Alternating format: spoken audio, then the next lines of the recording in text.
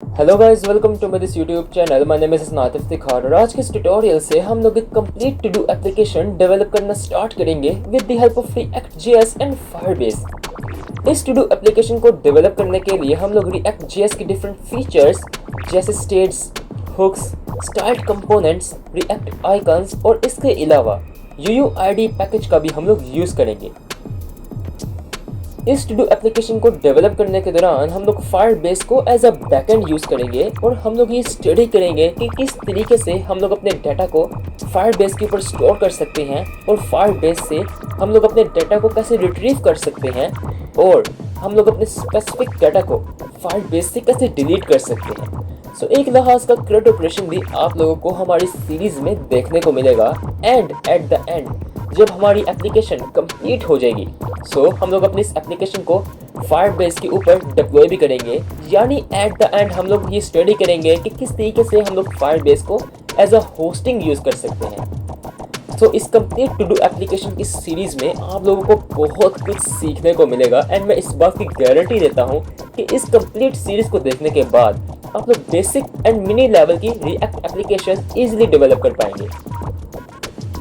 हमारी to do application series को continue करने से पहले मेरी आप लोगों से एक रिक्वेस्ट है कि प्लीज़ मेरी इस वीडियो को लाइक कर दीजिएगा एंड मेरे इस चैनल को सब्सक्राइब कर दीजिएगा ताकि मेरी वीडियो उन लोगों तक एज ए रिकमेंडेशन के तौर पर पहुंच जाए जो अभी वेब डेवलपमेंट के फील्ड के अंदर एंटर ही हुए हैं। चलिए अब हम लोग हमारे इस एप्लीकेशन का व्यू देख लेते हैं जिसको हम लोग डेवलप करना स्टार्ट करेंगे अपने इस ट्यूटोरियल में। गाइस, ये हमारी टू डू एप्लीकेशन है जिसको हम लोग डेवलप करना स्टार्ट करेंगे अपने इस ट्यूटोरियल में। अगर हम लोग हमारे स्टूडियो एप्लीकेशन के फीचर्स के ऊपर बात करें यहाँ पर इस वक्त हमें एक इनपुट फील्ड शो हो रही है और उसके साथ एक बटन शो हो रहा है और उसके अलावा एक मैसेज जिसमें लिखा हुआ है to do box is empty, create your first to do now. और यहाँ पर जो हमारा ऐड बटन है वो इस वक्त डिसेबल है बिकॉज जो हमारी इनपुट फील्ड है इस वक्त बिल्कुल एम्प्टी है। जैसे ही मैं अपने इस इनपुट फील्ड के अंदर कुछ लिखूंगा जैसे ABC टेक्स्ट लिखा मैंने हमारा ये ऐड बटन अनेबल हो गया है। चलिए अब हम लोग अपना फर्स्ट टू डू क्रिएट करना स्टार्ट करते हैं।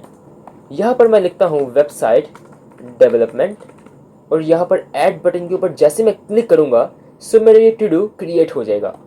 देखिए मेरे फर्स्ट टू डू यहाँ पर क्रिएट हो गया है और चाहूँ तो इसको मैं यहाँ से डिलीट भी कर सकता हूँ।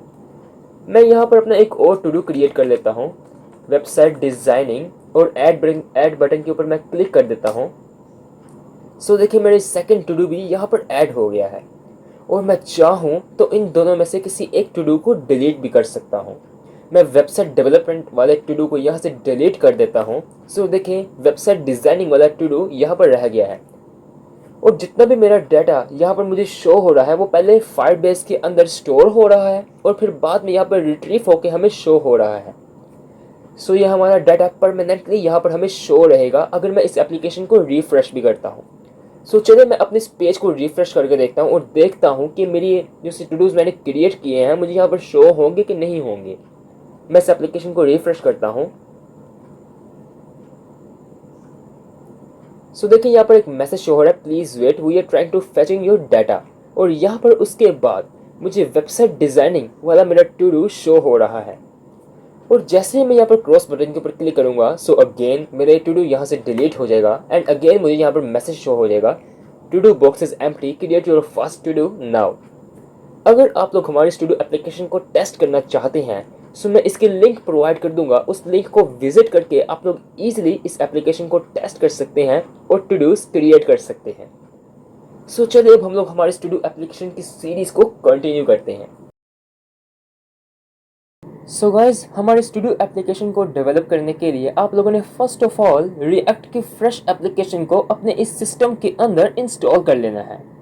रिएक्ट की एप्लीकेशन को इंस्टॉल करने के लिए आप लोगों ने CMD ओपन करना है एंड CMD के अंदर आप लोगों ने वो पाथ ओपन करना है जिस पाथ के अंदर आप लोग अपनी रिएक्ट की एप्लीकेशन को इंस्टॉल करना चाहते हैं। मैंने यहाँ पर CMD ओपन किया हुआ है एंड CMD के अंदर मैंने अपना वो पाथ भी ओपन किया है जिस पाथ के अंदर मैं अपनी रिएक्ट की एप्लीकेशन को इंस्टॉल करना चाहता हूँ। इसके बाद आप लोगों ने एक कमांड रन करनी है, npx create react app, और इसके बाद आप लोगों ने अपनी एप्लीकेशन का नाम एंटर कर देना है। मैं यहाँ पर लिखता हूँ टू डू ऐप और ये कमांड लिखने के बाद आप लोगों ने एंटर हिट कर देना है एंड यहाँ से हमारी इस एप्लीकेशन की इंस्टॉलेशन स्टार्ट हो जाएगी। सो गाइस, हमारी एप्लीकेशन हमारे सिस्टम के अंदर सक्सेसफुली इंस्टॉल हो गई है। अब मैं अपनी इस एप्लीकेशन को VS कोड के अंदर ओपन करूँगा और मैं आप सबको भी VS कोड ही रिकमेंड करूँगा बिकॉज इसके थ्रू आप लोग डिफरेंट पैकेजेस इंस्टॉल कर सकते हैं जो आपकी हेल्प करेंगे आपकी इस एप्लीकेशन को सक्सेसफुली डेवलप करने के लिए। अब मैं यहाँ से VS कोड ओपन कर लेता हूँ एंड VS कोड के अंदर मैं अपनी एप्लीकेशन को ओपन कर लेता हूँ। सो ये मेरी टू डू एप्लीकेशन है जो अभी अभी मैंने इंस्टॉल की है। इसको मैं यहाँ से सिलेक्ट कर लेता हूँ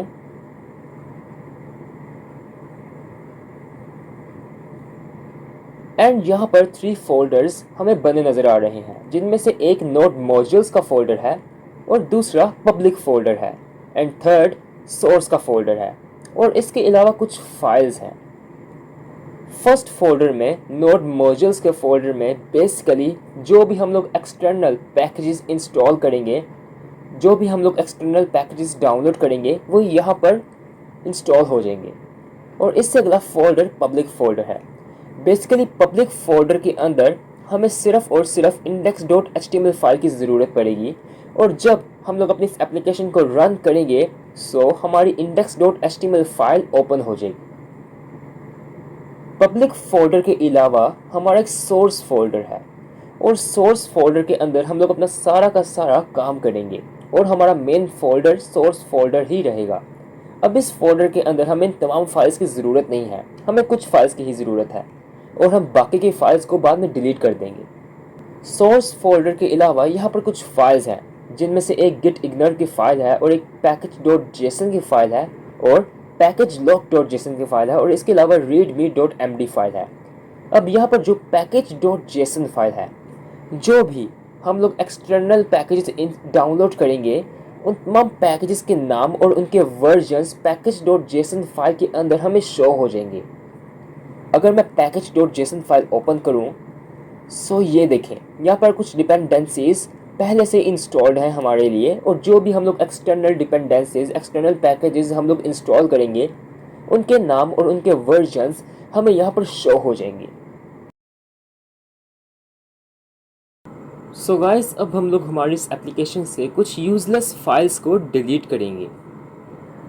अगर मैं अपने इस पब्लिक फोल्डर के अंदर जाऊं सो मैंने कहा था कि हमें सिर्फ और सिर्फ index.html फाइल की ज़रूरत है, बाकी फाइल्स की हमें ज़रूरत नहीं है। सो बाकी फाइल्स को मैं यहाँ से डिलीट कर देता हूँ, एक favicon.ico और इसके अलावा ये 2 इमेजेस manifest.json और robots.txt, मुझे इन फाइल्स की ज़रूरत नहीं है सो मैं इनको यहाँ से डिलीट कर देता हूँ। अब पब्लिक फोल्डर हमारे यहाँ से कंप्लीट हो गया है।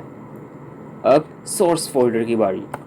सोर्स फोल्डर के अंदर मुझे app.css फाइल की ज़रूरत नहीं है और इसके अलावा app.test.js और logo.svg, report webvitals.js और इसके अलावा setuptests.js, मुझे इन फाइल्स की ज़रूरत नहीं है सो मैं इनको यहाँ से डिलीट कर देता हूँ। अब हमने तमाम फाइल्स डिलीट तो कर दी हैं। अब अगर मैं app.js फाइल ओपन करूं सो यहाँ पर लोगो फाइल जो हमारी यहाँ पर पहले पड़ी ही हुई थी जिसको हमने डिलीट किया है उसकी यहाँ पर लोकेशन हमें यहाँ पर नज़र आ रही है और इसके अलावा app.css फाइल की भी लोकेशन यहाँ पर अटैच है। इन दोनों को मैं यहाँ से डिलीट कर देता हूँ और इसके अलावा हमारे हेडर कोड यहाँ से मैं डिलीट कर देता हूँ और यहाँ पर लिख देता हूँ react application सेव और इसके अलावा index.js फाइल के अंदर इतने कोड को मैं यहाँ से ख़त्म कर देता हूँ और यहाँ से रिपोर्ट वेब वाइटल्स के पाथ को मैं यहाँ से ख़त्म कर देता हूँ। आई थिंक यहाँ पे काम ख़त्म होता है हमारा index.js फाइल के साथ। और इसके अलावा पब्लिक फोल्डर के अंदर index.html जो सी हमारी फ़ाइल है, इस फाइल के अंदर से मैं इतने कोड को डिलीट कर दूँगा, मुझे इसकी ज़रूरत नहीं है। और यहाँ से मैं कमेंट को भी ख़त्म कर देता हूँ, सेव। अब हम लोगों ने तमाम यूज़लेस फाइल्स डिलीट तो कर दी हैं, अब हम लोग हमारी इस एप्लीकेशन को रन करके देखते हैं। सो यहाँ से आप लोगों ने टर्मिनल ओपन कर लेना है एंड यहाँ पर लिखना है npm start। अब इस कमांड के थ्रू आपकी एप्लीकेशन गूगल क्रोम के ऊपर रन हो जाएगी।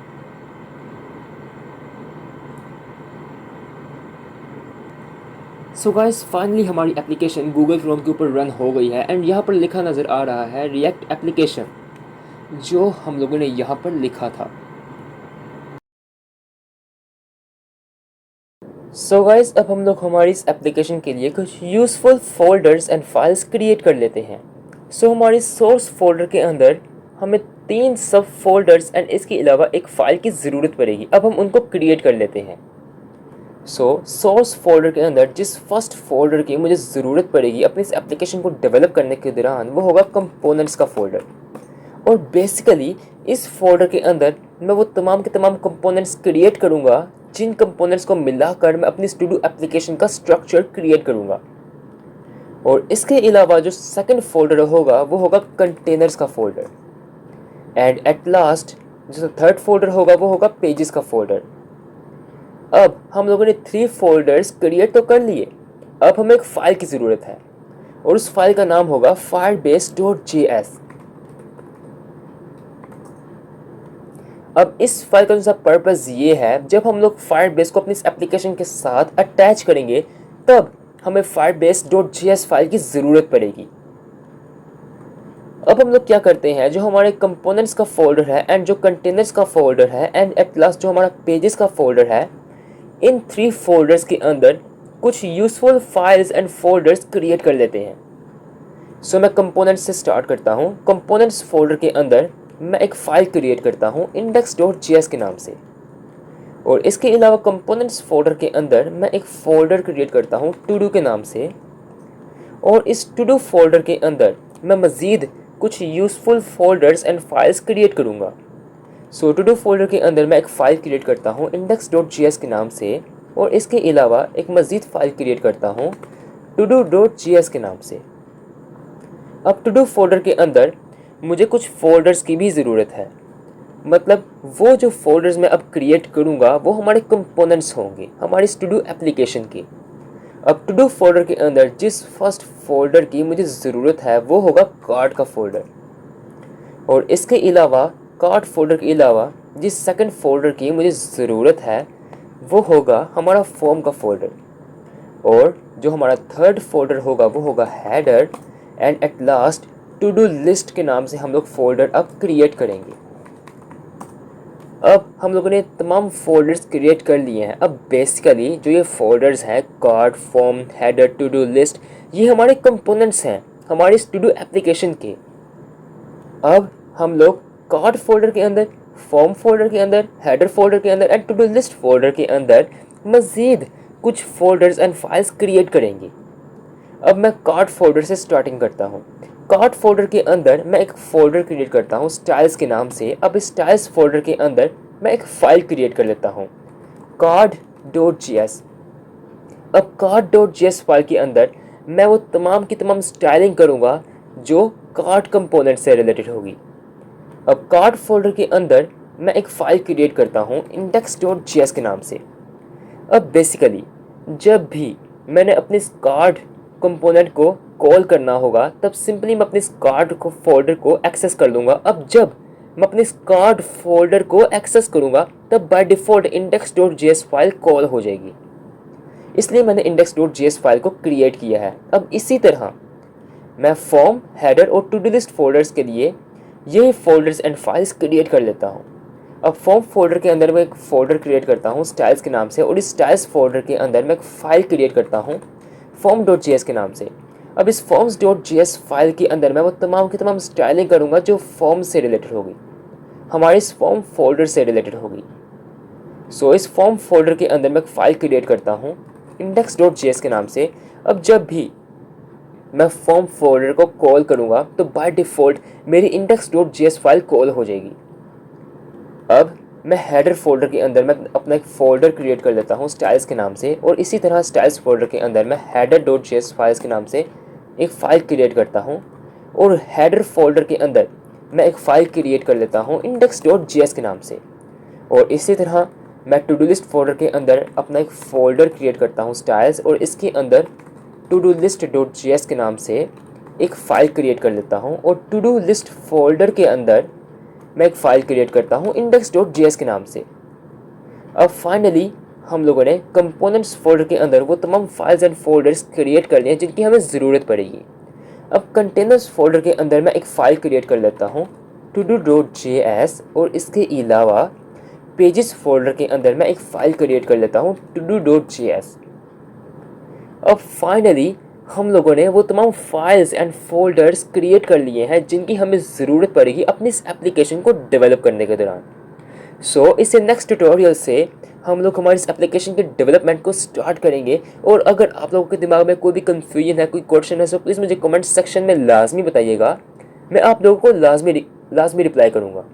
एंड मेरी आप लोगों से एक ही रिक्वेस्ट है कि प्लीज़ मेरे इस चैनल को लाजमी सब्सक्राइब कर दीजिएगा एंड मेरी इस वीडियो को लाइक कर दीजिएगा, ताकि मेरी ये वीडियो उन लोगों तक एज ए रिकमेंडेशन के तौर पर पहुँच जाए जो भी वेब डेवलपमेंट की फील्ड के अंदर एंटर ही हुए हैं। सो गाइस, अब हम लोग नेक्स्ट वीडियो में मिलेंगे। Bye bye.